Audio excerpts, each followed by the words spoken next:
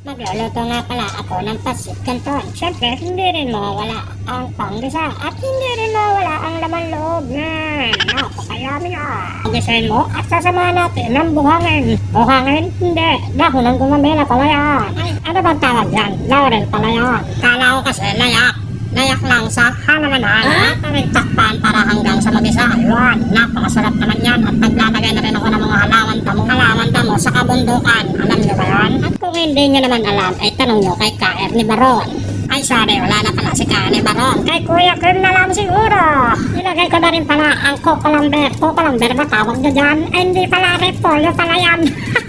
Lang yan at kupal ka ha. Huwag kang masyadong kagaling at baka makampal ko yan. Ngalang mo. Huwag mong gagayahin ang aking pagluluto dahil hindi mo ito malalaman kung paano ito ginagawa. At mo napakabilis ang galawan ko niyan at lalagyan ko na siya ng toyo at yan pa. Lalagyan ko pa siya ng mantika at lalagyan ko rin ng suka. Ayan na at lalagyan na natin lahat ng ingredients. Siyempre lalagyan ko na rin ang asukal. So para hindi mo malalaman kung anong lasa, kung saan ang galing ng lasa o sa ilalim ng lupa ba o sa langit ang galing at bigyan na lang natin ang itong panlasa na ito.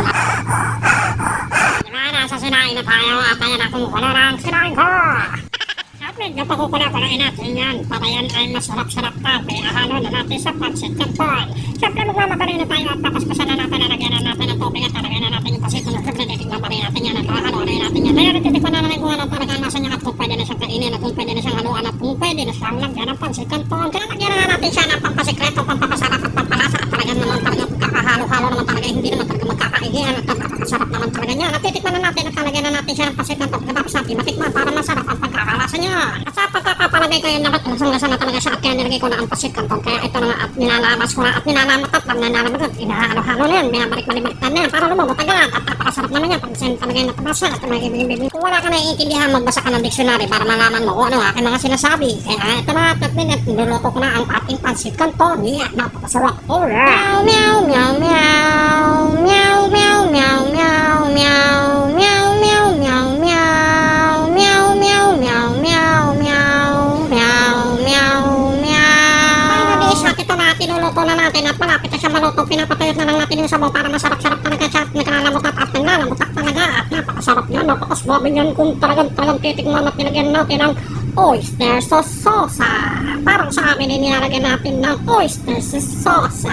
Kaya binibilisan ko na kasi nagugutom na ako. Talagang gusto ko na kumain at ako natatakal na talaga sa pandasa niya at talagang napakasarap yan. Ito na nga at medyo malapit-lapit na talaga siya maluto at kaya ito nagkakapi-kapi na siya at talaga namang nag-iinit-init parang pancit canton. Pinatay ko na ang ating gasolina at sinasandok na tayo na nasa kawali. Nasa amang ko pala. Yan o, sinasandok ko na at talaga namang ako takam na dito. Talagang gusto ko nang kumain kaya bisnan nyo at talagang kanin na kanin.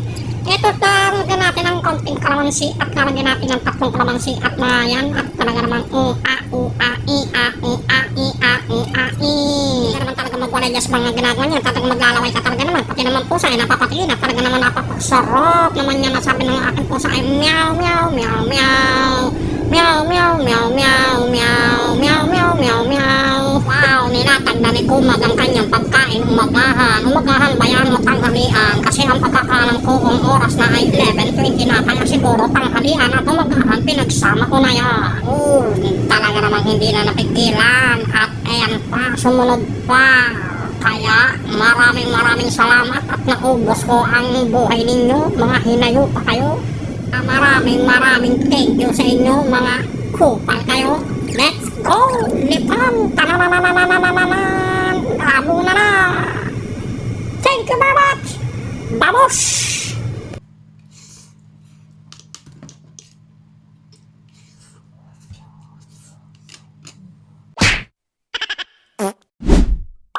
Nice!